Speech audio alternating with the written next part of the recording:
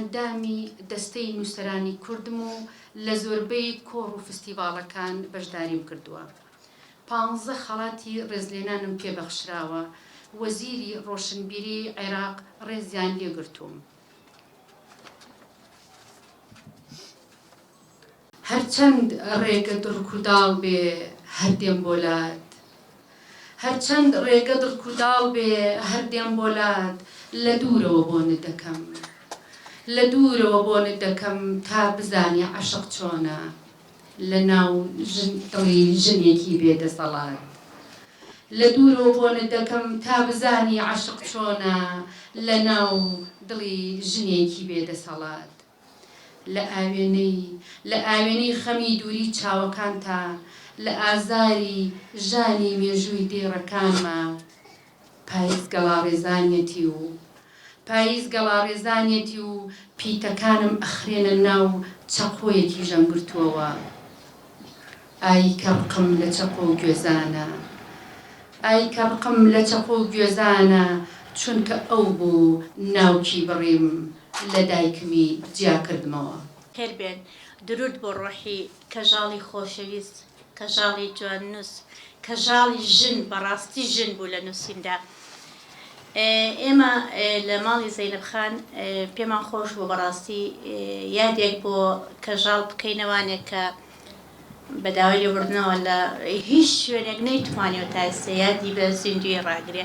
دەمانوێت جارێکی کات کەژاڵ بخەینەوە ناو ئەدیبان و نووسەران و هاوڕێیانی خۆی. کەژاڵ ئیبراهیم خەدیر ساڵی 1968 لە شارە شیرینەکەی قەڵاتزێ لەدایک بووە. ساڵی 1970 دەستی کردو بە نووسین، سەرەتا بە شیعر و چیرۆکی منداڵان دەستی پێکردووە. چەندین بەرهەمی بڵاو کردوتەوە لە ڕۆژنامەی هاوکاری، ڕۆژنامەی ئاسۆ. هەر لەو ساڵەدا یەکەم شیعری بە ناوی دوو هێڵی تەریب بڵاو کردوتەوە لە ڕۆژنامەی هاوکاری. ساڵی 1989 چەند شعرێکی لە ڕۆژنامەی ئاسۆ بە ناوی شەون محەممەد قادر بڵاو کردوتەوە. هەڵبەت ئەم ناوەی کە خواستوێتی لە خۆی بنیە تایبەت بۆ بە خۆی هەمومان دەزانین شتێک دێتە ژیانمان دەمانێت بە پارێزراوی بمێنینەوانێ. کەژاڵش بەدەر نەبوو لەو ژنانەی کە وەکو ئێمە ڕوبەڕووی کۆمەڵێک پرس دەبێتەوە. ساڵی 1998 ڕووی لە جیهانی شعر کردو و تاق و پێش کۆچی دوایەکەی بە مانگێک هەر بەردەوام نووسیوێتی. خاوەنی ئەم دیوان و نامیلکە شعریانەیە. دوو تڵۆپ فرمێسک و خەندەیەک ساڵی 1993. کارەسات و ڕاپەڕین ساڵی 1994. لە حوزوری زکری ئەم شەوی ساڵی 1999. شەڕ و ئاشتی پەنجەکان ساڵی 2000. گریانی وشەکانی ساڵ 2002. چاوێک بۆ عیشق، باوەشێک بۆ خۆشەویستی، شعر و ڕەخنە و لێکۆڵینەوە لەلایەن شاعران و نووسەرانی ئەدیبانەوە کە هەردەم لەسەریان نووسیوە بە زمانی عەرەبی. ئەمانیش لە دیوانێکا کۆکراونەتەوە ساڵی 2003 چاپ کراوە. جەژنی مەرگ ساڵی 2004. دڵ و ڕنگ ساڵی 2004. نامرێ و چڵە نێرگزێک ساڵی 2005. بە پێنووسی ژنێک ساڵی 2006. پیتەکانی پاییز ساڵی 2006. ئاوەنگی وەرینی گوڵەکان ساڵی 2007. دەستێکم پڕە لە باران ساڵی 2011. تاریکی شەو پەنجەرەی عیشق ساڵی 2014.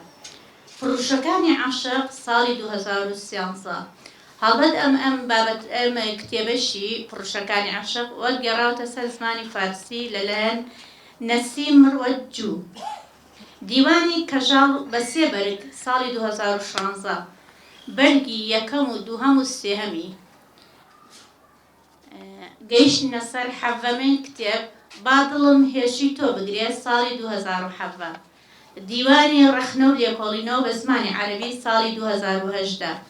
نامیلکەی شعری وەرگێڕراوی عەرەبی دەست بخەرە نێو دەستن ساڵی 2018. نامیلکە شعری وەرگێڕراو بە زمانی عەرەبی ژن و شعر شاعیر ساڵی 2018. نامیلکە شعری وەرگێڕا بە زمانی عەرەبی پێش ئەوەی خۆشت بوێم ساڵی 2018. نامیلکەی شعری وەرگێڕا بە زمانی عەرەبی بە پێنووسی ژنێک ساڵی 2018. دیوانێک بە زمانی ئەماغزیخی لە وڵاتی جەزایر چاپ کراوە لەلایەن مازیخ یەدر ساڵی 2018. دیوانێک شعری وەرگێڕا بە زمانی عەرەبی ساڵی 2018.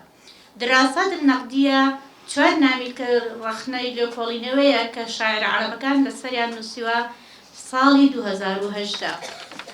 نەواڵە و تۆپەکەی شعرێکە بۆ مناڵان ساڵی 2018. دیوانی شعری وەرگێڕاوی بە زمانی عەرەبی باخچەی عیشق ساڵی 2019. دیوانی شعری ژنێک لە باخی گێلاس ساڵی 2019. ئەم نامیلکەی بەڕاستی بە لاتینی نووسرا ببورن کە ناتوانم خوێنوانێ لەلایەن بەڕێز قەندیل ئەحمەد وەرگێڕا بۆ سەر زمانی کرمانجی بە شێوەی لاتینی بە ناوی شەڕ و ئاشتی پەنجەکان هەڵبەت بە کوردیەکە نووسراوە بەڵام بە لاتینیەکەی ببورن کە من ناتوان بخوێنمەوە ساڵی 2019. ڕەخنە و لێکۆڵینەوەی ژنێک لە گریفەی مانگ ساڵی 2019. ڕەخنە و لێکۆڵینەوەی ژنێک لە پەرکە زێڕینان ساڵی 2019. ڕەخنە و لێکۆڵینەوەی ژنێک لە پەڕەی گوڵ ساڵی 2019. خاوەنی 240 خەڵاتی ڕێزلێنانە لەلایەن نێوەندە ئەدەبی و ڕووناکبیری و ڕۆشنبیری کوردی و عەرەبی و وڵاتەکانی جیهان کە بۆ پەڕیشاناسی و پێپەخشراوە.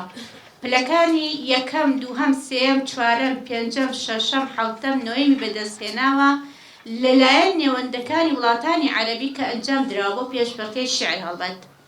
هەموو شیعرەکانی کراون بە عەرەبی و لە زۆربەی ڕۆژنامە و گۆڤارە عەرەبیەکاندا بڵاوکراوەتەوە. زیاتر لە 200 نووسینی ڕەخنە و لێکۆڵینە بە زمانی عەرەبی و کوردی لەسەر نووسراوە. شیعرەکانی وەرگێڕراون بۆ سەر زمانی ئینگلیزی، فارسی، لاتینی، فەڕەنسی، ئەڵمانی، ڕووسی، ئیسپانی، عەرەبی. لە شەوی 23 لەسەر 24 ساڵی 2018 بەهۆی جەڵدەی دڵکۆچی دوایی کرد و لە گۆڕستانی قولەڕێسی بە خاک سپێردرا.